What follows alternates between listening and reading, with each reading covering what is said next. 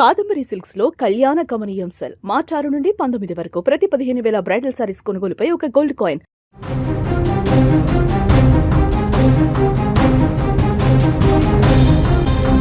విశాఖ గాజువాకలో దారుణమైనటువంటి ఘటన తాజాగా వెలుగు చూసింది. ఒక ప్రియురాలని అత్యంత దారుణంగా హత్య చేసి ఆమె శరీర భాగాలని ముక్కలు ముక్కలు చేసి ఒక భాగాన్ని ఆ ముక్కలు చేసిన భాగాన్ని ఫ్రిడ్జ్లో పెట్టినటువంటి దారుణ ఘటన ఇప్పుడు వెలుగులోకి వచ్చింది. అది కూడా విశాఖపట్నంలోని గాజువాకలో ఈ ఘటన బయటికి రావడం ఇప్పుడు రాష్ట్ర వ్యాప్తంగా సంచలనంగా మారింది. మనం గతంలో చూసాం శ్రద్ధావాకర్ హత్య కేసులో 2022లో దేశవ్యాప్తంగా పెను సంచలనం సృష్టించింది. ఆమె ప్రియుడు అఫ్తాబ్ పూనావాలా ఢిల్లీలోని శ్రద్ధాను గొంతు నులిమి చంపి మృతదేహాన్ని 35 ముక్కలుగా నరికి వివిధ ప్రాంతాలలో పారేసినటువంటి ఘటన అప్పట్లో పెను సంచలనం లేపింది.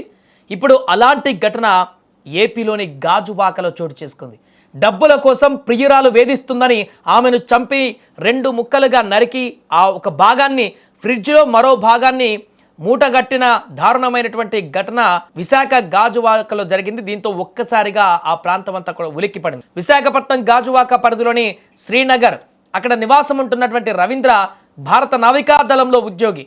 పెళ్ళై భార్య కూడా ఉంది. అయితే మౌనిక అనేటువంటి మరొక యువతితో రవీంద్రకు వివాహేతర సంబంధం ఏర్పడింది. వీరిద్దరి మధ్య గత కొంతకాలంగా గొడవలు జరుగుతున్నాయి. సీన్ కట్ చేస్తే ఆ రోజు రవీంద్ర భార్య ఇంట్లో లేదు, పుట్టింటికి వెళ్ళింది. అదే అదునుగా భావించిన రవీంద్ర మౌనికను తన ఇంటికి పిలిపించుకున్నాడు. వారిద్దరి మధ్య మాట పెరిగింది. ఆవేశంతో రగిలిపోయినటువంటి రవీంద్ర మౌనికను అత్యంత దారుణంగా హత్య చేశాడు. అయితే చంపిన తర్వాత అతనిలోని రాక్షసుడు బయటకు వచ్చేశాడు. సాక్ష్యాలు దొరకకుండా చేయాలని ప్లాన్ వేశాడో లేక పైశాచిక ఆనందం పొందాలనుకున్నాడో తెలియదు, కానీ మౌనిక మృతదేహాన్ని 2 ముక్కలుగా సపరేట్ చేశాడు. శరీరంలోని సగభాగాన్ని ఎవరూ గుర్తించకుండా ఫ్రిడ్జ్లో కుక్కాడు. మిగిలిన సగభాగాన్ని ఒక గోనె సంచిలో కట్టి పక్కన పడేశాడు. భార్య లేని సమయంలో తన ఇంటినే ఒక స్లాటర్ హౌస్లా మార్చేశాడు ఈ వ్యక్తి. చివరకు నేరం బయటపడుతుందన్న భయంతో పోలీస్ స్టేషన్లకు వెళ్ళి లొంగిపోయాడు. మొదట తప్పించుకోవడానికి ప్రయత్నం చేసినట్టుగా కనిపించింది. ఈ యొక్క శరీర భాగాలు మొత్తం కనపడకుండా, మృతదేహం కనపడకుండా, హత్య చేసిన ఆనవాళ్లు లేకుండా చేయాలనేటువంటి ఉద్దేశంతో ఆ భాగాలను ముక్కలు చేసినట్టుగా కనిపించింది. కానీ ఆ తర్వాత భయమో లేక అలాంటి ఈ యొక్క హత్యకు సంబంధించిన ఆనవాళ్లు చెరపడము, ఈ హత్య నుంచి బయటపడడం కష్టం అని చెప్పేసి అనుకున్నాడో తెలియదు, కానీ తను నేరుగా పోలీస్ స్టేషన్కి వెళ్ళి లొంగిపోయాడు. ఈ ఘటన చూస్తుంటే మన కొన్ని రోజుల క్రితం హైదరాబాద్లోని మీర్పేటలో కూడా జరిగినటువంటి ఒక ఘటన, దారుణమైనటువంటి ఘటన గుర్తుకు వస్తుంది. అక్కడ కూడా భార్యను చంపిన భర్త ఆమె శరీర భాగాలను ఫ్రిడ్జ్లో భద్రపరిచాడు. ఢిల్లీలోని శ్రద్ధావాకర్ కేసులో నిందితుడు అఫ్తాబ్ అనుసరించిన పద్ధతిని ఇక్కడ ఉన్న నేరగాళ్లు కూడా ఫాలో అవ్వడం ఆందోళన కలిగిస్తుంది.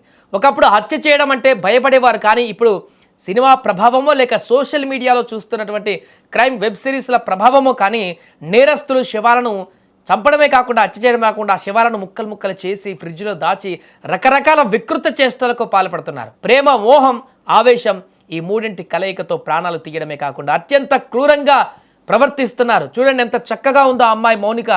అలాంటి అమ్మాయిని అంత దారుణంగా హత్య చేసి ముక్కలు చేసి ఫ్రిడ్జ్లో పెట్టినటువంటి ఘటన అక్కడ అందరినీ కలిచివేస్తుంది. అక్కడ ఉన్నటువంటి స్థానికులైతే చుట్టుపక్కల వాళ్ళైతే భయాందోళనకు గురి చేస్తుంది.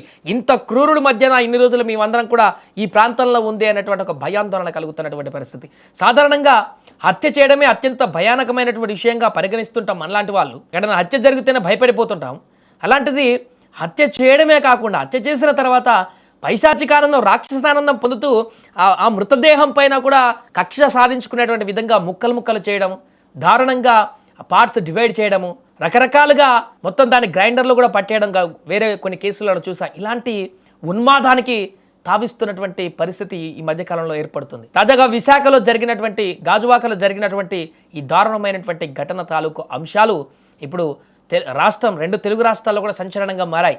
ఇక దర్యాప్తు కొనసాగిస్తున్నారు కాబట్టి కేసులో ఇంకా లోతైనటువంటి వివరాలు బయటకు వచ్చేటువంటి అవకాశం ఉంది.